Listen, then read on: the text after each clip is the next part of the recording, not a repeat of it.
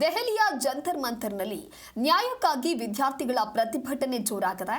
ಆದರೆ ಪ್ರತಿಭಟನೆಯ ಹೆಸರಿನಲ್ಲಿ ಕೆಲ ಕಿಡಿಗೇಡಿಗಳು ಪೊಲೀಸರು ಹಾಗೆ ಸಾರ್ವಜನಿಕ ಆಸ್ತಿಗಳಿಗೆ ಹಾನಿ ಮಾಡುವಂತ ಉದ್ದೇಶವನ್ನ ಹೊಂದಿದ್ದಾರೆ.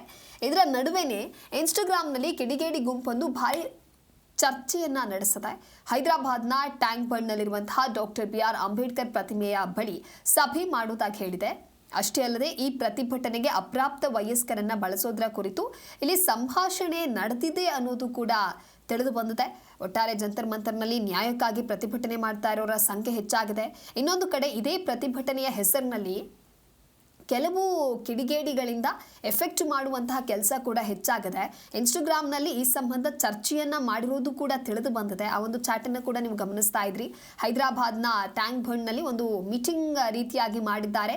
ಆ ಒಂದು ಪ್ರೊಟೆಸ್ಟ್ನಲ್ಲಿ ಅಪ್ರಾಪ್ತರನ್ನ ಬಳಸೋದ್ರ ಬಗ್ಗೆಯೂ ಕೂಡ ಅಲ್ಲಿ ಒಂದು ಕಾನ್ವರ್ಸೇಷನ್ ನಡೆದಿದೆ. ಇನ್ಸ್ಟಾಗ್ರಾಂನಲ್ಲಿ ಚಾಟ್ ಮಾಡಿದಂಥ ಮೆಸೇಜ್ಗಳೇನಿದೆ ಅವೆಲ್ಲವೂ ಕೂಡ ವೈರಲ್ ಆಗ್ತಾ ಇದೆ.